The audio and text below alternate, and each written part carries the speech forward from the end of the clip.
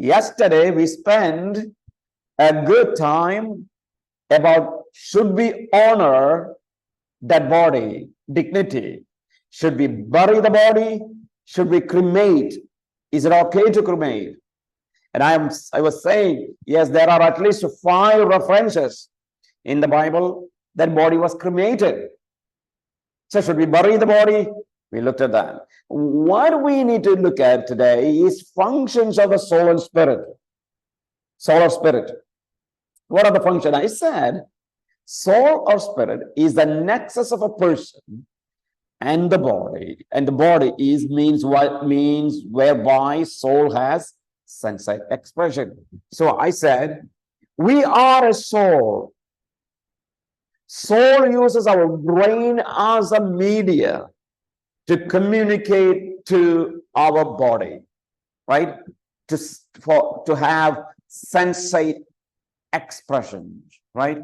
Whatever our soul has, it is used through brain. Maybe sometime people said some glands also, and then it is expressed in the body. Second thing we need to note, soul is the life center of a person. Life center of a person.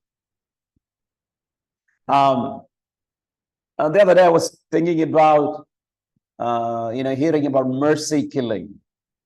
You know mercy killing? Does any one of you know mercy killing? Anybody?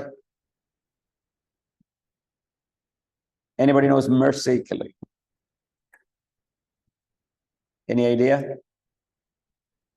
What is mercy killing? No? All right. Mercy killing is that you have a parent or you have someone who has brain is not at all active, right? Not at all active. And you are caring for someone who is not, like, doctor says he will not survive anymore. He will not survive. And so what they do, they give license to end the life, right? End the life. Why don't you kill him? So mercy killing. Like, I know the story of a person. Here is a wife conceived, right? Conceived. And got a boy. Boy is being conceived. But the fetus that is conceived has some kind of muscle atrophy, right? Like weakness in the muscles. Doctor said this boy may not survive 6 months. 6 months. Or maybe maximum 1 year. Maximum 1 year. So the doctor said, why don't you terminate the pregnancy? Terminate the pregnancy. So that is what mercy, that is a kind of mercy killing, right? If most of the doctors suggest that, one good, it's not going to be good. Why don't you finish it, right? And I know this husband and wife, they're godly people. They said, we are not going to do it. We are not going to terminate a life. We will not do it. And what they did, yes, the boy was delivered, and he was born. He survived 13 years, right? He was always found in wheelchair, always, because not able to walk, not able to use his hand, even not able to sit properly because muscles won't work. Parents took care. It was because there were some genetical issues. That is the reason they had this boy that way. They had 2 boys this way. And finally, last month, the boy died, right? And there are a lot of discussion about mercy killing. Why you did not end the life of that baby when it was born?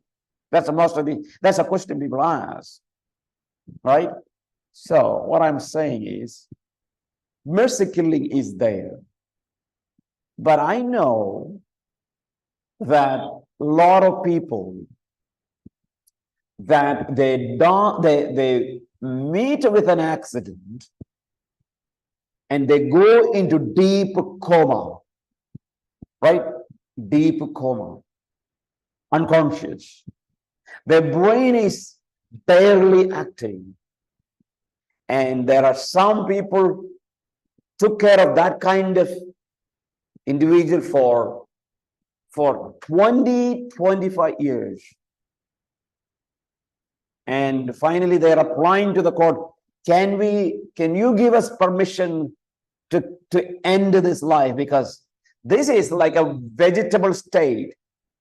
Laying on the bed, breathing is there, heart is beating, not knowing anything. Why don't we kill it? That's what mercy killing. But friends, here is something we need to know. All right? We need to know. You have a soul. Soul is connected to brain.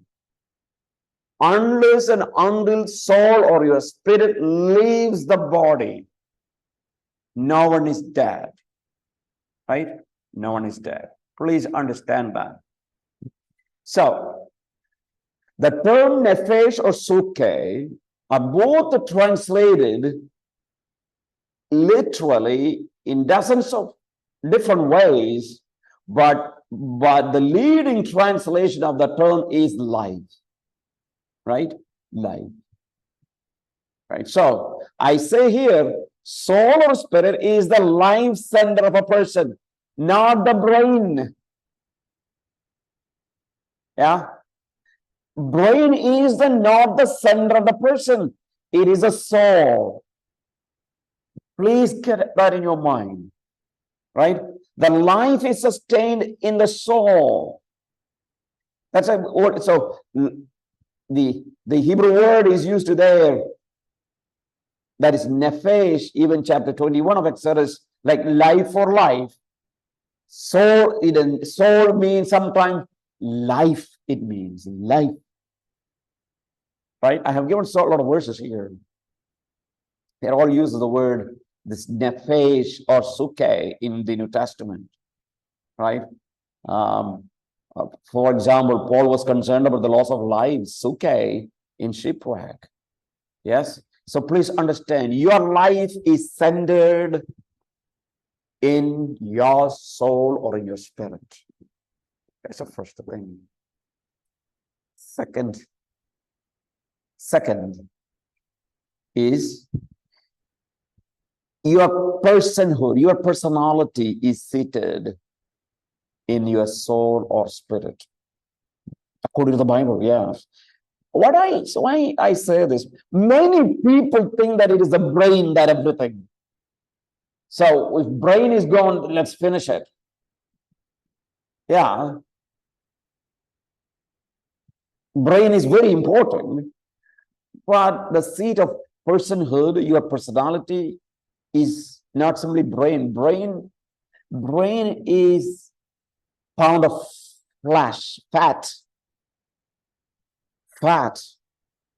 There are a lot of electrical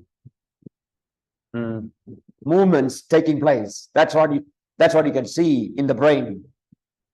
But there is a power behind the brain that functions the brain. And that is your spirit or soul. Right? And I wanted to say, because if you're an atheist, you won't believe in all these things sometimes. All right. But if you are a believer of the Bible, this is what you understand. The big thing is the spirit. And I also want to say, soul or spirit is the seat of man's morality. Yeah, our morality is also based on our spirit. That is the reason we see Psalm 32 verse 2. How blessed is the man to whom the Lord does not impute iniquity, whose spirit there is no deceit. Bible says, if personality is in our spirit, then morality is also in our spirit. So please understand, soul or spirit is the source of man's disposition, right? You are your disposition. You are what you are according to your spirit. Yeah, according to your spirit. According to your morality, according to how you look at. I have given a lot of things here. And again, I know spirit is the intellect, right? This is what Job says. Spirit of my understanding makes me answer. We might always say it is brain, but if you really look at it, yes, brain is connected to your spirit. If there is no spirit, you don't have intellect. You look at animals; they don't function this way. They function different way.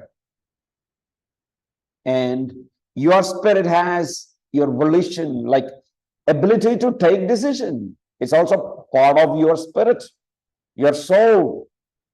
We read Psalm 51, David cries, restore me the joy of salvation and sustain me with a willing spirit. Yes. You know, the volition, where we take decision, it's also connected to our soul, our spirit. And our passions also come from what? Come from spirit. What I say, it's usually we say it's brain. Yeah. Brain is the medium to communicate, but it is behind something more, that is a spirit. Right? Even religious impulses, right? It comes from our spirit. Psalmist says, my soul thirsts for God. Yes. So understand the difference here, right? This is what my conclusion here. You have a body. You have a brain is part of the body, but very important, right? Head is very important. Okay? But you have a spirit or a soul within you. There is an inner being within you that you cannot see, but you can realize it. It always, soul or your spirit uses your brain, right? Uses your brain to communicate to your rest of the body, right? That's how it functions. So you have a body, it is controlled by brain, a brain controlled by your spirit. That's how you should understand. All right. Any questions on this? Any questions on this one? Do you have any questions?